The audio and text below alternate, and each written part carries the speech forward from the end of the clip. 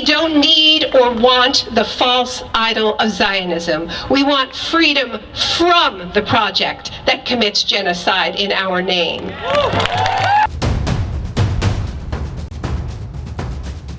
And the demonstration took place inside the school. My own students refused to enter the class, and dozens of students from the junior high students that I don't teach and I don't know surrounded the teacher's room. I was literally under siege.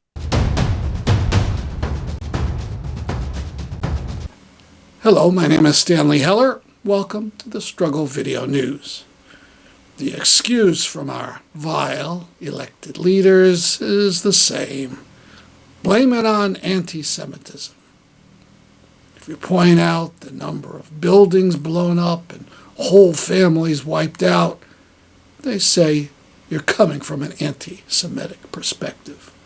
If you talk about the number of children killed, anti-Semitism. And if you use that word genocide, then you must be a Jew hater. But it's hard to understand this script when you go to Brooklyn, as we did with its heavy Jewish concentration, and see thousands of Jews who turned out to condemn genocide and to denounce that fool's gold, Zionism. Let Gaza live. Let Gaza live. Ceasefire now. Ceasefire now. Ceasefire now. Ceasefire now. Not in my name. Not in my name. Not in my name. Not in my name. Not in my name.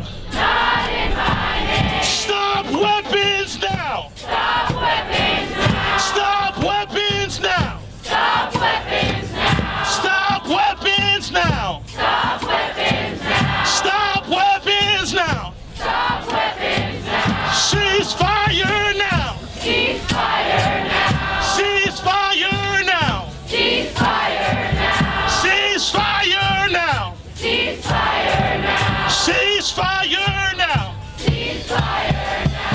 Not in my name. Not in my name.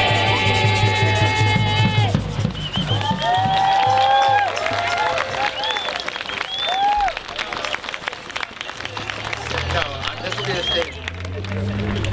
Let Gaza live! Let Gaza live! Let Gaza live! Let Gaza live!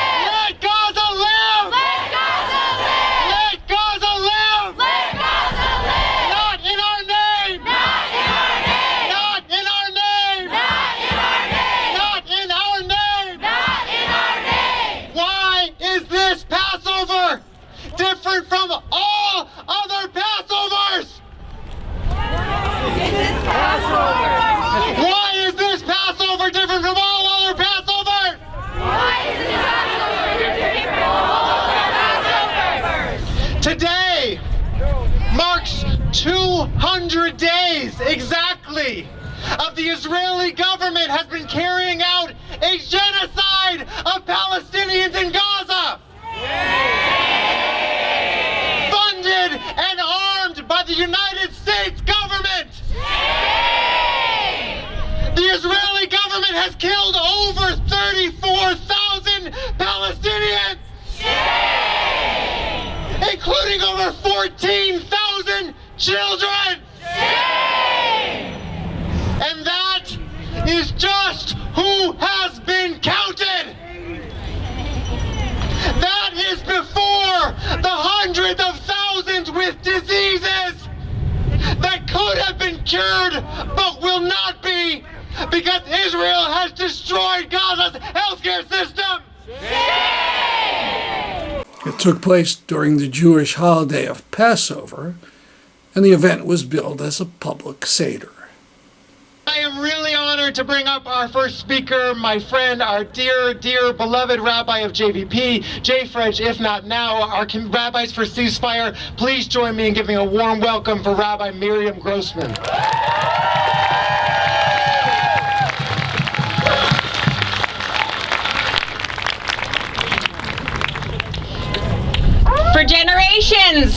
In seders around the world, Jewish people have lifted up matzah and sung the words halach ma'anya. This is the bread of affliction, of poverty. After which we sing, Kol dichven yiteh v'yachol, let all who are hungry come and eat. And for centuries, people observed this practice, not just by singing it, but by opening their doors and shouting into the streets, let all who are hungry come. And the doors would open and people would feed each other. What could possibly be further from this sacred tradition than intentionally starving an entire population by purposefully cutting off food and water? What could possibly be further? It is impossible to imagine anything further from this tradition than starving people for over 6 months of every age, to the point that people are forced to make bread from animal feed, and even that is running out. Shame. Halach ma'anya comes before we tell the sacred Exodus story. So for those of us who are Jewish, to me, this means that before we can tell the story of our ancestors who ate the bread of affliction, the bread of the hungry, before we can do that, we have to stop and in real time ask, who is being made hungry right now? Not in metaphor, not in the past, right now, today, real bodies and real lives. And right now, the Israeli government is starving 2 million people in Gaza. That is how we observe that mitzvah, by calling that out. We are witnessing the destruction and indiscriminate mass bombing of family homes, whole apartment blocks, hospitals, universities, schools. I hope you heard Democracy Now!'s broadcast of Naomi Klein's speech that day. It was one for the ages. It should be studied in schools and colleges. We have time for just a little bit of it. So look around. This here is our Judaism.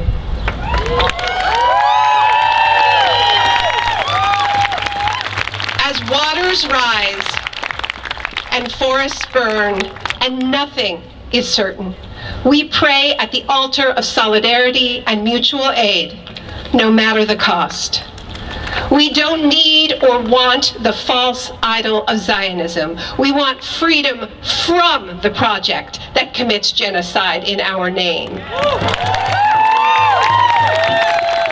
We want freedom from the ideology that has no plan for peace except for deals with murderous theocratic petrostates next door while selling the technologies of robo-assassinations to the world.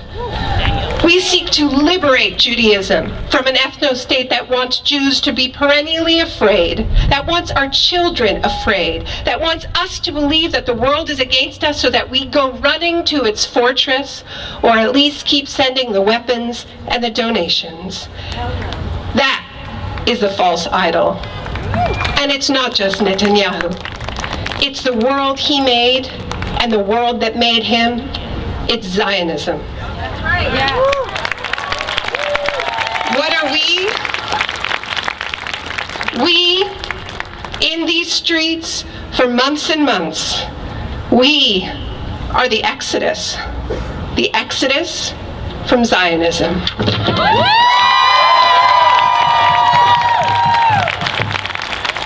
So, to the Chuck Schumers of this world, we do not say, let our people go. We say, we have already gone, and your kids, they're with us now. It doesn't seem to matter to the bottom-feeding politicians.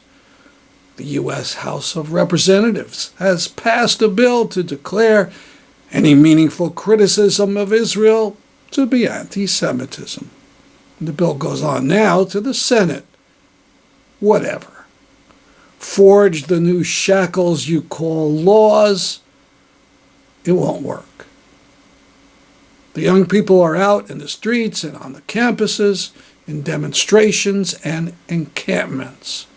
Over 120 at last count, and spreading. And here is an Israeli politician, the finance minister of Israel, no less, calling not just for mass murder, but for the total annihilation of the million people in Rafah and annihilation of Palestinians in other Gaza cities. Haven't heard President Biden say a word of criticism. This is video from South Bend, Indiana, home of Notre Dame University.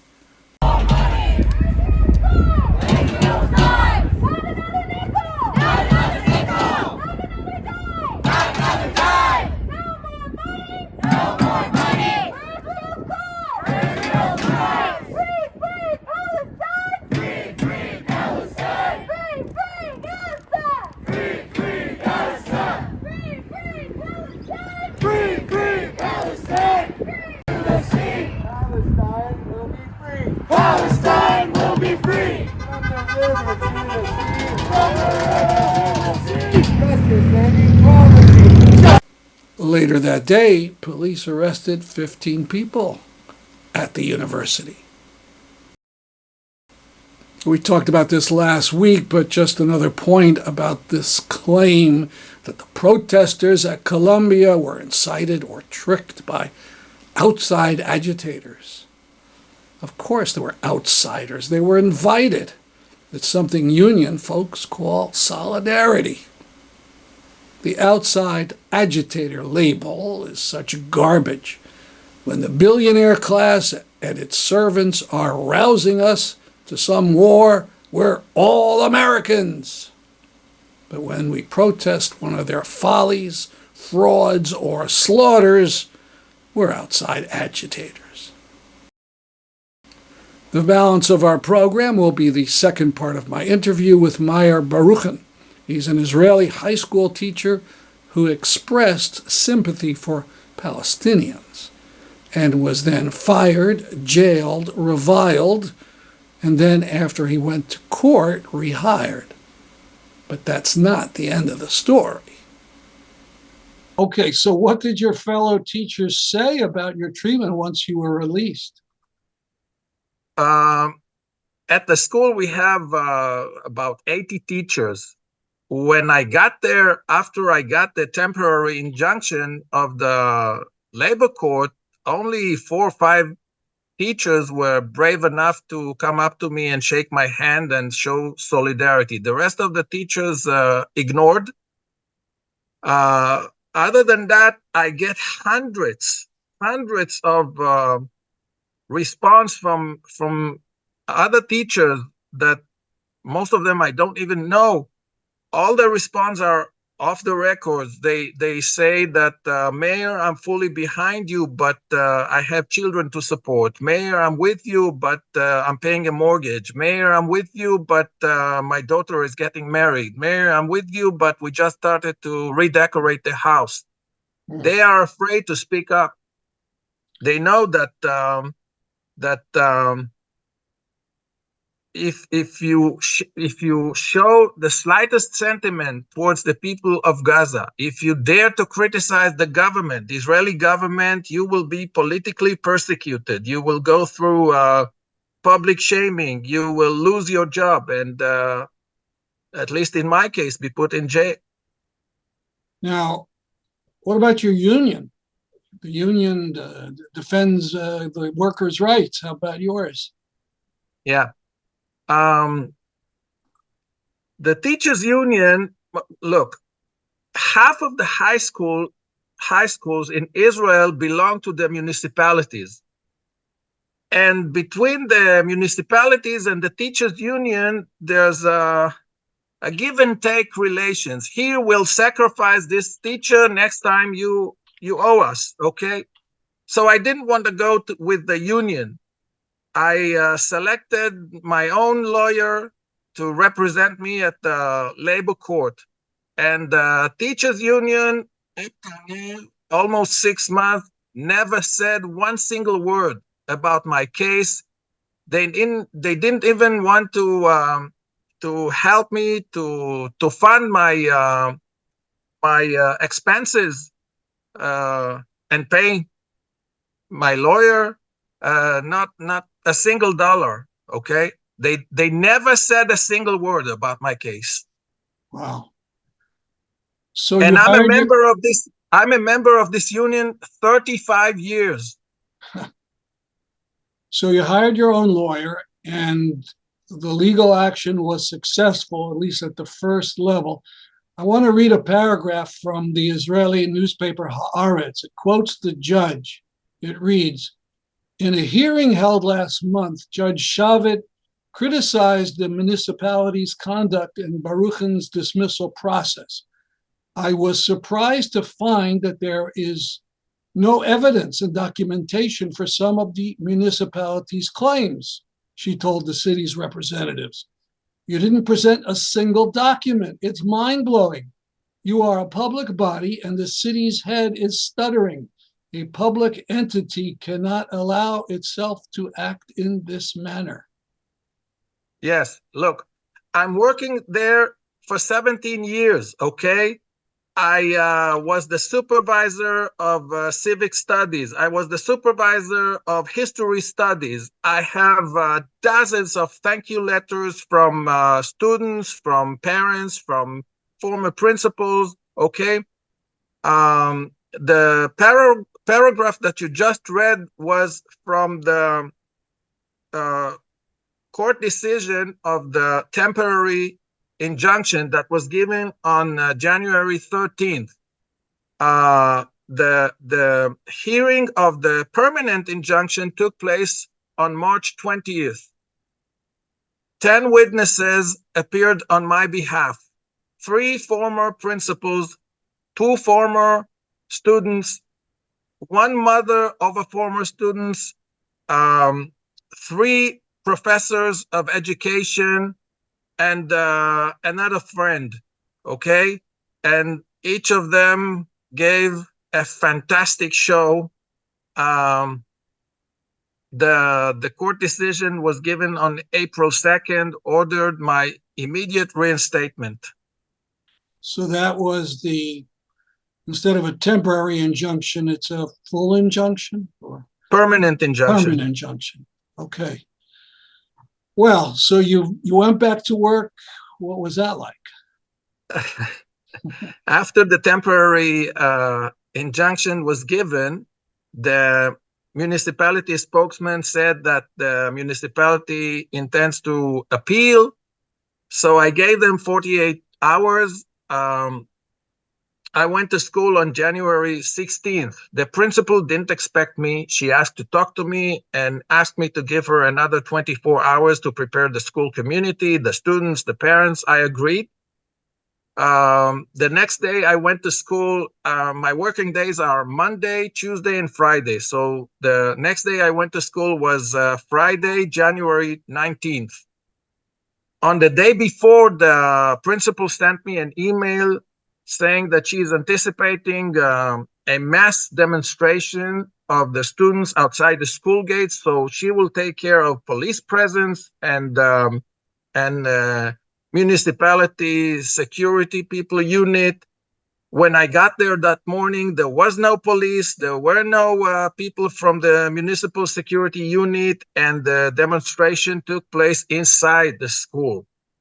My own students refused to enter the class, and dozens of students from the junior high students that I don't teach and I don't know surrounded the teacher's room. I was literally under siege.